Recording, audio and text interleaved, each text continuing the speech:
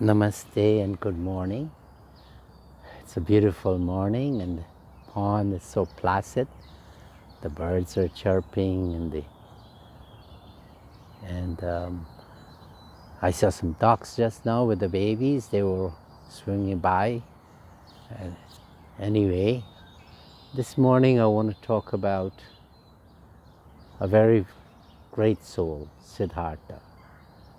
We know in childhood, this is his childhood name, but he is the Buddha, the enlightened one. And our Swami Parameshananda ji, he had such admiration for the Buddha. Buddha, he came in existence about 2,600 years ago. And he formed an organization for his continuation of his great work. So that's why I have a great affinity for the Buddha also. So the story goes like this. When he took birth, his horoscope said that he will be a great soul. Holy men also confirmed that. And so the father was mixed feelings, but of course he wanted his son to inherit the kingdom. He saw that's a father, any father will be like that. And he pampered him, gave him all the niceties of life, and his intention was to keep him in that state of happiness, pleasure. But one day when he grew up, this Siddhartha, he went outside unknowing to the father, and he was there in the chariot, and he was asking his charioteer, he saw one young person was quite sick and they were being nursed by the side of the road there. So he asked, what is wrong with that there? And then the charioteer said, oh, he's sick, his body has gone bad. Oh, like that, huh? So then he says, everybody gets sick like that too? Yes, sometimes, especially the poor, when they're not properly nourished. A little while he goes on, he see an old man, his back was bent and he was walking so frail. And he says, what happened to him? Oh, this is old age. All of us have to go through this here. And he was thinking now. And a little further he goes, and he saw a dead person was being taken on the shoulders of 4 person, on the 2 sticks in the bag. And he asked, what's happening here? Oh, that person died. So he's thinking, oh, that will happen to me too. And then he was thinking more and more now, this thoughts swelling into the mind that this life is not as much as what we think it is. He's learning a lot more. Anyway, then he go further and he saw this man in orange cloth, skimpily clothed, and he was having a stick and a pot in his hand, a water pot. And he says, why? He's so happy, he's radiant, his face is shining. Oh, he said he's a mendicant, he's a renunciate. Oh, this is the renunciate. He says, yes, he has no position, he's given up everything and he's just in relationship with God. And he says, oh, I like to be like that too. So he goes back and this thought was in his mind and kept nurturing it. And then he got married and he got a child, and there was a party that night and he was enjoying, everybody was enjoying themselves.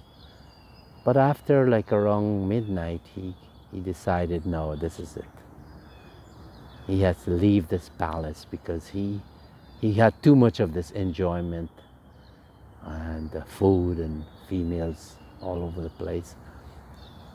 So he walked into his room and he looked at his son Rahul lying next to the mother, And he gently closed the door, got some clothes, ordinary clothes, and he asked his Chana that they take me to the border of this country. And they got on the horses, and they went. And when he reached the border, he told his companion, his attendant, you go back. And he changed his clothes, went to ordinary clothes, and continued his journey.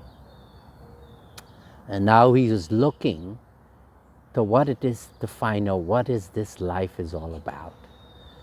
And he eventually got in touch with some men who were deep in meditation, living in a little hut. And he was with them, and he started his austerity. The austerity was so intense that at one point in time he will not eat food, but he will leave the down from the young calves. And he would have said that his skin, the skin on his belly was touching his back, and he was all bones. But he wasn't getting that feeling that he was looking for, that holy man was so happy feeling about. Anyway, he left there, and then he went to Gaya, and then he sat under that tree. And he says that I will not get up from this position. I'll be in fasting, no water, no food, until I come to that point where I realize that there's something. I want to know where I came from. I want to go back to that place. Not physically, but he's going internally through his meditation. And lo and behold, after many days, 7 days I think, many temptations were coming into his mind. And after that 7th day, he came to the realization that he exists all over the universe as truth, consciousness, and bliss. So then he got out of that. And then from then on, he went back to his friends who was within austerity, and they were saying, what happened to you? They realized that something great happened to him. And they start following him. There were his first followers. They were the bhikkhus. And the Buddha came to the conclusion that there should be a middle path. Excess of pleasure wouldn't give you that. And also, lack of basic needs will be a deterrent also. So he chose the middle path, and that was his teachings. And he would have said that this middle path will negate all sufferings. And this is the teachings of the Buddha. He gave us he led so many, 1/3 of the world population was following him at one point in time. And so we also have to find that middle path. Some will move up, but all should come to that middle path. And this way, the relationship with God as consciousness will gradually dawn upon you. And this will alleviate all the earthly sufferings like we're doing with mental and physical suffering with coronavirus. And these are lessons that we can learn from these great souls. And today, let us make a shift. Let us shift from this ordinary thinking of suffering that leads to suffering, and let's shift and go to a place of, gradually to a place where we came from, consciousness. Let's go back there, and our prayer should be, the Lord that we pray to, oh God, I want to be like you.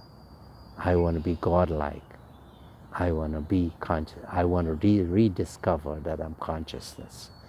Om Shanti, Shanti, Shanti, Hari Om.